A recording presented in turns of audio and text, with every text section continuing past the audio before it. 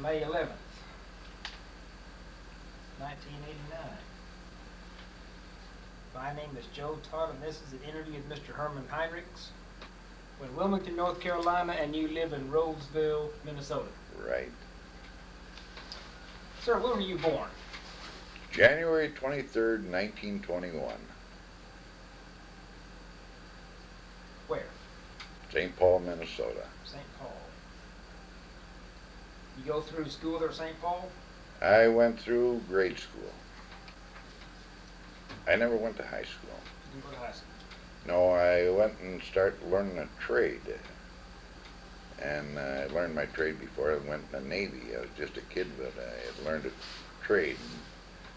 When I went in, that's why I went in, they guaranteed me a rate of machinist mate. I was supposed to get machinist mate. And when I got to Oklahoma, I was a little unhappy because I didn't get in the machine shop right away. That's what I was supposed to get. Instead, I became the machinist mate striker in B division. I figured that'd hold me down and getting the rate. And now, when did you join the Navy? I went in the Navy in February of '41. Why did you join the Navy? Why? Yeah. Oh, I knew the war was coming, and I figured rather than spend a year in the Army, I'd spend 6 years in the Navy. Now, why did you choose the Navy over the Army or the Marines? Well, living in St. Paul, I got Fort Snelling there, and seeing the way them soldiers were, and I figured that was no life for me. And I knew quite a few guys were in the Navy, and that's what got me going thinking Navy. So where'd you go to boot camp? I went through boot camp at Great Lakes. Tell me about boot camp. What happened? Oh, nothing much. At that time, I think we went through about 6 weeks of boot camp. It was in winter time there, and February was cold and that, but not too much happened. But then after boot camp, they gave us tests. Like I had served my apprenticeship, and then right away I got stuck in machinist mate school. And stayed at Great Lakes for, I don't know, another month or so, school there. Then I went to Ford Motor Company in Dearborn, Michigan. And I was there until the end of August of '41. Then came back to Great Lakes and got assigned to the Oklahoma and went out to San Francisco. That's where the Oklahoma was at the time, on the border at Hunters Point in September of '41. Did you request the Oklahoma? No. But by being a shop machinist, that right away made me for a big ship or a repair ship or that class of ship, throughout the small ships like destroyers and that. So then went aboard the Oklahoma. I was assigned to B division, like I said, machinist mate striker in B division, which I was unhappy with because all you had was a little bench and what they call the bull ring, scrape bearings and that. It was almost all handwork. Yeah. I wasn't on the machines like I wanted to be. So that was my main job on there, was bearings and that. She had a lot of Babbitt bearings on there, so it was a lot of pouring bearings and scraping them and that. It was all that type of work. When you first saw the Oklahoma, what'd you think? I thought she was a pretty big thing. I mean, coming from Minnesota, you know, I mean, we got some big ones come up at the Great Lakes, but just the way she was built, like those are up there are all, you know, the yard boats and that. So it's quite a different than what it's used to in Minnesota. And you're a member of what division? I was a B division. B division. That's boilers. And what were your duties at B division? The machinist mate, repairing stuff, which ended up, like I said, mostly bearings while I was on there. You know, for the blowers and that and different stuff. So that's basically what I did on there, repair. Now, where were your quarters in Oklahoma? On the second deck on the port side, right midship, right next to the bull ring. You couldn't be any more midship than what that was. and it was a nice compartment. In fact, you know, it was a real nice area. The second deck was. You had the portholes. Instead of some of them guys were down below, and didn't have the portholes to see out or that. Which made it nice and nice weather. You could open the portholes to get air in. So I really liked it there. It was nice living quarters on there. From San Francisco, where'd you go? Well, from there we went out to Honolulu Pearl. We operated out of there then. What maneuvers did you go on? Oh, we'd go out on various maneuvers. Of course, you heard it before. Like, time we were out, we rammed the Arizona. What happened? Well, that happened, if I remember right, it was about 7 o'clock at night. I know it was dark, but it couldn't have been later than that. And all of a sudden, collision came and you felt the old thing vibrating because she had them reciprocating engines. When they threw them astern, boy, she bounced. She bounced and went forward. We hit her, jumped back and jumped forward again, hit her a second time. So, but How much damage was done? well, our bow, we had to go in dry dock and get the bow fixed. We pulled in the Pearl there and one dry dock there, and then they fixed the bow up on it where we had poked a hole in the Arizona with it. And that. So. But really, it wasn't too eventful, you know, it was just routine stuff and that. And Were you on board when the Enterprise and the Oklahoma? oh yes, when we glazed her, but Yeah, what happened there? well, I was a snipe down below, so I don't know what happened on the deck. It's just what the other guys told. When you're down below, you miss everything. You don't get any sightseeing. Mm-hmm. You feel it, you hear it, and that's all. You gotta go what other people tell you. So. Did you think that we'd get involved in the war? Did you think that we'd get? Oh, I knew we were gonna be in war. I knew that. I could see it from civilian life right in. That was another reason why I went in the Navy. I knew it was gonna come. So I figured, what the heck, I'd be established at least. So what were you doing December 6th? December 6th, I went over to Honolulu and did Christmas shopping. I came from a big family, and I went over and did a heck of a lot of Christmas shopping. And then on the way back, we stopped at Mary's Point there. There was a smoker going on, and we hung around there until midnight or so. And then we came back aboard ship. What's Mary's? Mary's Point, that's was a boat landing. And Now you say a smoker. yeah, well, that's where they have boxing and that, you know, from the various ships, and entertainment, you know, a few little girls dancing, and, you know, just plain entertainment for the guys. Mm-hmm. So then we came back to the ship, and when we came back to the ship, there were some boats going around in the harbor, and we asked what was going on, and they said there was something in the harbor they were looking for. So, but no, now I figured they would probably figure, you know, this two-man sub was in there already. So, but then I came back, put my Christmas present in my locker, you know, got ready, and then hit the sack. What time is this? Oh, probably 1 o'clock in the morning by the time I hit the sack.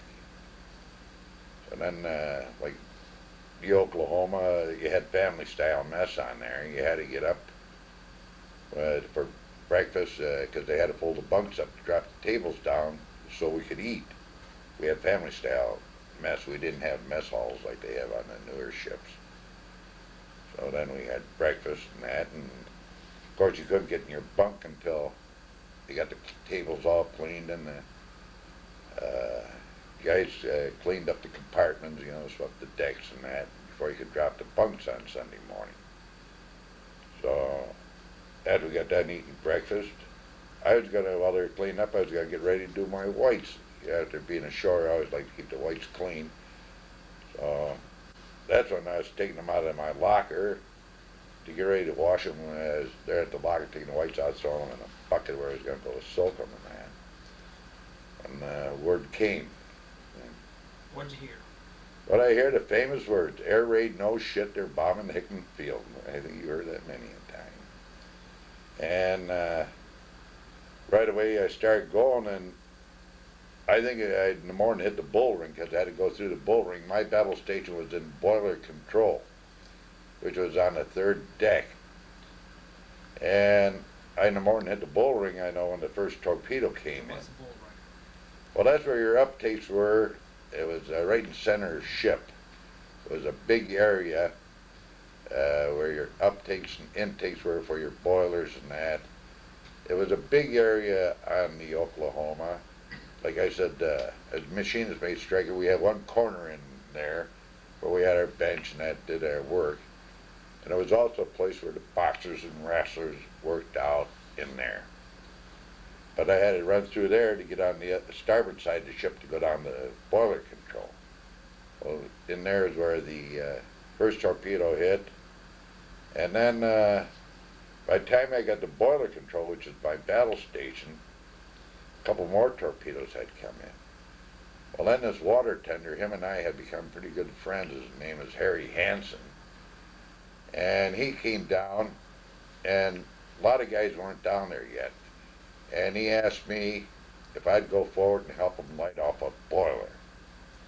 It wasn't my job, but, you know, helping a buddy out, so I, like a darn fool, went forward to him with him, and I think we were going to go to number 2 fire room. I think that's where we went to. I think that was his fire room. And already the ship was over at, maybe at that time, 30 degrees or more.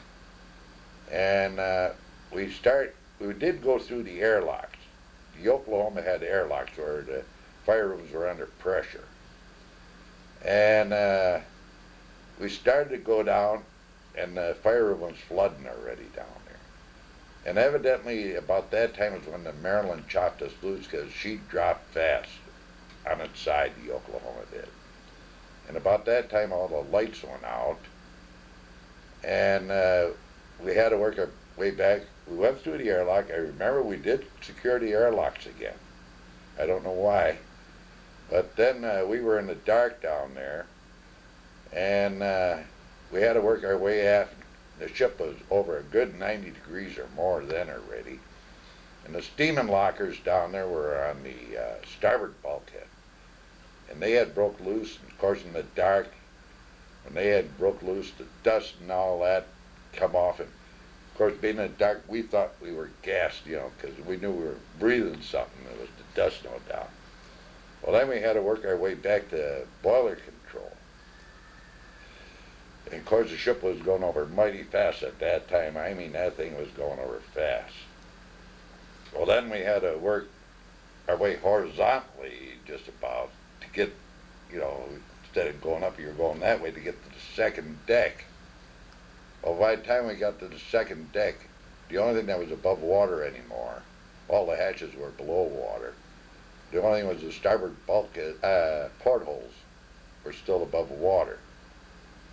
So there was no time to go right out the porthole and start swimming, because I think another minute we wouldn't be here, you know. The Swede and I were one of the last ones to get off it that way that were down inside. I went pretty good. I lost a Swede because they were strafing us at the time. And then I swam around the Oklahoma, and I swam around to the Maryland. And she had lines hanging down then, but they were so darn oily, and had to climb hand over hand up onto the Maryland. By the time I got aboard the Maryland here, I found out here I was as new as the day I was born. I didn't know what happened to my clothes I was wearing. Well, then when the whole works was over, the Maryland put ashore, and I got on Ford Island there, and some women came up with some blankets that I'd throw around. This guy, like this woman says, "Oh, you're hurt," and I said, "Where?" Back. Well, what I think happened, the dogs at the porthole when I went through dropped down, and I ripped all my clothes off and didn't even know. Yeah, I'm getting out of here. So then I was on Ford Island there for the rest of the day and all day Monday. And then Tuesday, got picked up and taken over to the sub base. How is it, describe swimming through oil. How do you swim through oil? Swam all the way underwater because, like I said, when we came out, they were strafing. And I was a strong swimmer. I'm still a good swimmer.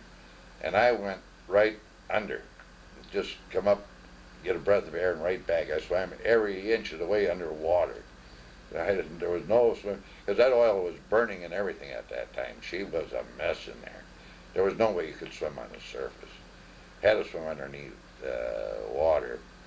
Like the Swede, he wasn't that good a swimmer. Like I met him on Ford Island, and he was one sick son of a gun because he inhaled a lot of salt water and that. But I was a strong swimmer. It didn't bother me at all. I could swim all day if I had to. So you had to swim every inch of the way underwater. And when you went out, which porthole did you go out? Do you know what area? Starboard was, it was right up near the tailor shop is where I got out. Because we had to hold a bunks pole against the outboard bulkhead there to get out of there. It was a mess when we got to second deck. There were guys there that were froze and that, and screaming, you know, but you couldn't stop to help it. That ship was too far gone. You had to worry if you were even going to make it yourself, no matter how much you'd like to help somebody. But there were some guys that... How big were the portholes? Those are 14-inch portholes. And believe me, you can go through one and I can go through one. You don't think so? You'd be surprised you could go through a 14-inch hole pretty easy. Now, how far below water were you when you came out of the porthole? Well, the portholes were above water yet. Oh, they were above. They were the only things that were above water yet. But all the hatches were underwater. So, but the portholes, maybe were 3-4 feet above the water yet. They was going down. They were going down. So when you came out of the porthole, how far from going down underwater? About 3-4 feet, because I went pushed myself right through, and I went just a little drop, and I was in the water already. I mean, there was no walking or anything on the outside to get a hold of it. Any idea how long from the time the first torpedo hit until the ship was over? No, like I say, I covered a lot of territory in that time, but it wasn't very long, because I know we were running, like when we were running to them places, probably 10, 15 minutes at the most. It wasn't long at all, because we were moving as fast as we could. And like down below, like from the boiler control where we went forward, I don't think we went, had to go over 150 feet to go from boiler control to number 2 fire room to where you went down. Remember what you were thinking when the ship was going over? What was going through your mind? Number 1, that was the only thing. Got to get out of here. Got to get out of here. That was the only thing. Any noises? What did that sound like when the ship was going over? To be honest with you, I don't think I even paid any attention. I was just too busy thinking of myself. You want to know the truth. In all honesty, I never seen a Jap plane or a damn thing. I didn't have time to look up, like I said, because when it came out, they had straight, because there was some paint in that flew, ricocheted. And I knew right away what that was, and right in the water and swim underwater all the way. When you were on shore and you could see the Oklahoma upside down, what'd you think? I was one sick guy. I'll tell you, you really start thinking then, of all the other guys and that, and you wonder how many made it. I mean, because we were all scattered, all different areas, trying to pick up guys here and there and figure out who made it and who did. And you meet other guys, and they'll tell you so-and-so got killed and that. Like from the B division, engineers took a pretty heavy licking if you look at the records. That's where most of your casualties were. How many in your division got off? I honestly don't know, but the machinist mate got killed. Most of the guys, our division officer got killed. Our division officer is still living. He's here today. Our junior division officer, he's even here today. What's his name? Mortensen. I don't know if you talked to him. He was our junior division officer. I think the warrant officer got killed. The chief got killed. So they went and quite a few of the old water tenders like Steve Pepe and them, they got killed. So of course some of them guys were just too fat and that to get through. And what we couldn't understand, like the Swede and I, because we were one of the last ones to come from down below there to get off before she went completely under. Them other guys all had left. They were gone already, like when we got back to boiler control. So they should have had more of a chance than we did. But you never know why. Each one is in their own little heaven. I mean, the guy just a few feet away, he's going through something entirely different, you know. He's in a different situation. So, from the sub base, you were assigned to the ship. Yeah, I was assigned to the Helena. She had the forward engine, forward fire room blown out. So we were assigned to there and dropped a patch over the side on her. And then we had to go down and strip out the engines and boilers because she had her black gang killed and trying to get it ready for a dry dock to speed things up. So that's why us guys are doing that. It was all black gang guys. They stuck on the Helena at that time. The first ones of us that go aboard were from the black gang. Later on, they brought some of the gutters mates and others What's the aboard. black gang? Your machinists and your water tenders and that type. Why do they call them the black gang? Because you're below decks down in the dark all the time. Black gang, bilge rat, you name it. Yeah. But common name is black gang. You on the Helena when it was sunk? No, brought the Helena back to the States, and again, like the Helena, the machine shop was full. So then she got back to the States, and then I was assigned to the Massachusetts. And then I went aboard the Massachusetts, and I was in the machine shop right away, and I got my rate right away then. And then I stayed on Massachusetts for the rest of the war. How would you compare the Massachusetts to the Oklahoma? Day and night. Remember, the Oklahoma was built for World War I, and Massachusetts was a brand new battleship, went in commission in 1942. So you were lost on a ship like the Massachusetts compared to the Oklahoma. Like the Oklahoma, in the fire room, they punched the boilers. Your water tender and the firemen down there, they were under pressure. Where on the Massachusetts, they fired them through a bulkhead. It was just like driving a Model T in a new car. What about the crew? How would you compare the crew? Well, like I was only on the Oklahoma such a short time, but I just got acquainted with the guys around me, division that. They were extremely friendly, but I'd have to say the same thing with the Massachusetts. In the Navy, I think almost every place I was, they were all friendly. But a bond grew amongst us guys from the Oklahoma because of this. We're closer than any other ship, I'll say that, which is bound to be. Because we all went through it, and we know what the other guy went through, especially those guys who were on it that morning. What major engagements did Massachusetts go through? Pardon? What major battles did Massachusetts take part? Major battle? Well, the first one she took part was over at Casablanca, North Africa, November 42. She had a pretty good day over there. Got a few ships. She got hit, but never had a crew member scratched on her. But that was November 42. We came back Norfolk. We got patched up. Then we went out to Noumea, New Caledonia. And we participated then in every major engagement in the Pacific. Right up through to Japan. Taking the kamikazes in Massachusetts? Oh, she never got hit in the Pacific. Knocked a few of them down, but she had a pretty good record in Massachusetts. Had some good gunners on there. They were very, very good gunners. Now, what was your battle station on the Massachusetts? On the Massachusetts, the machine shop was on the second deck.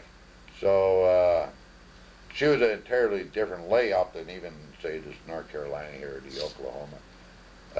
Second deck was your armored deck, so had to go right below it in the third deck passage, which was right above the engine rooms and fire rooms, but right below the machine shop. That was so if there was a breakdown, they could open up the hatch and leave me up and get in the machine shop, which did happen a few times. They'd have to open up the armor and leave me get in the machine shop to make parts or repair something that broke down. Like time at Saipan, they had to open up the armor and I had to make a part for the radar. So, What's your fondest memory of the Oklahoma? fondest? Well, like I say, it was a short time. It was just the guys, how, you walk aboard, you don't know anybody, how quick got acquainted with them. Became friendly. Like I said, that Sweet Hansen, he was a water tender. There was Van Ness, and like Grant Prey, who was here, and that. A few of the others, how quick got acquainted with them, and right away became buddies. And in fact, one day you're going over shore on Liberty with them that quick. Whenever anyone mentions the Oklahoma, what's your reaction? Well, right away brings back memories, mostly December 7th. Of course, there's another fellow here, his name is Jankowski. He was, I think, in the interim at the time, but him and I had gone through boot camp all the way through the Navy, including the Massachusetts together. So, I mean, that's a lifetime friendship. He comes to my house and visits, I go down to his house and visit. And there's a few others, like the Sweetie lives out in Nevada, I go visit him and that. And after all these years, after being on that short a time, and develop lifetime friendships. Hard to do. Well, I think we had a good interview. Yeah, okay. Okay. Yeah. Thank you. Real good, thank you.